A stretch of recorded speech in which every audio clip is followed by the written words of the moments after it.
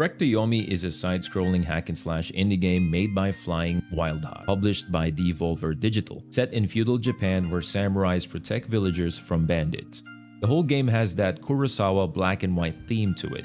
At first, I thought the whole game would revolve around you as a samurai defending your village against bandits, making you experience a side-scrolling Ghost of Tsushima game, but then it takes a dark turn and suddenly turns into Dante's Inferno meets feudal Japan. From honorable human boss fights to Dark Souls themed bosses in just a snap. I guess it does make sense since Yomi is the Japanese word for the land of the dead. The game is beautiful. Good aesthetics all around, it makes you feel like you are in an old samurai film. Sounds are top-notch as well. The story is kind of meh, but of course, story isn't really what you're after when it comes to games like these.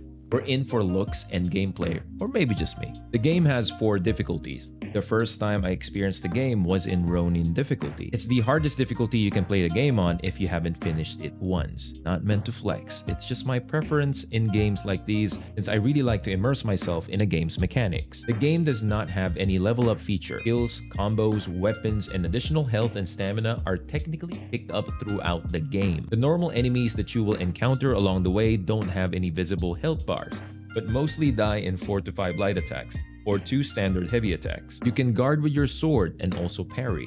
Surprisingly, parry windows in this game are pretty generous to the point the game just becomes parry, combo, parry, combo, parry, combo over and over again. You have a stamina bar in this game as well. Once fully depleted, you enter a tired state and become really vulnerable. In Ronin difficulty, you'll easily get one shot in a tired state. Talking about vulnerable, the game also is mindful where and when you get hit. When you get hit mid-animation of your attack, you usually take more damage than usual. If you get hit at the back, you take more damage than usual. Little detail that deserves some applause. It's not a plain hack and slash. You still have to be mindful of your distance and the attack patterns of enemies that you encounter. There are several combos in the game, but you don't exactly use all of them. There's a stun mechanic in the game. It makes the enemies enter this state that you can do a finisher or an execution on and would give you some health back. This state can only be achieved when the enemy gets hit by the last chain of a certain combo. It's not tied up to a stagger meter. It is tied up with a specific move.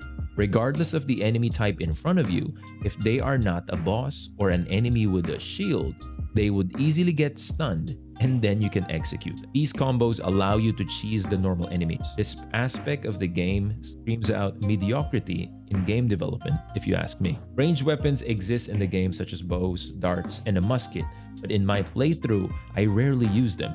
I don't really feel the need to use them at all in Ronin difficulty. The variety of enemies you encounter is pretty poor as well. If you observe carefully, these enemies would always have the same first 2 to 3 attacks. Some enemies will always thrust first, and some will always do overhead attacks first. Also occurs with the bosses. The first 3 to 4 attacks of the boss is usually the same, and you can pretty much script the whole fight. Here's the funny part. After I finish the game, another difficulty gets unlocked called Kensei. Basically, normal enemies become one-shot and you yourself become one-shot as well. Pretty intimidating, but not really. This whole one-shot mechanic pretty much destroys the purpose of mixing up your approach with the enemies. Usually, the hardest difficulties in games would push you to an even deeper understanding of the game's mechanics, but sadly for Trek to Yomi, it doesn't.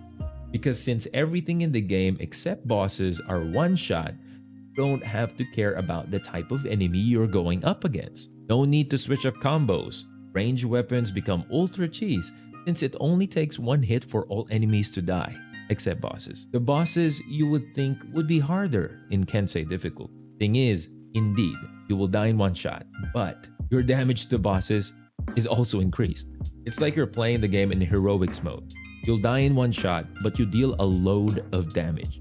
No new moves appear from the bosses, which is a bummer, which kind of makes me feel the Ronin difficulty bosses are harder than the Kensei difficulty bosses because the fights are longer.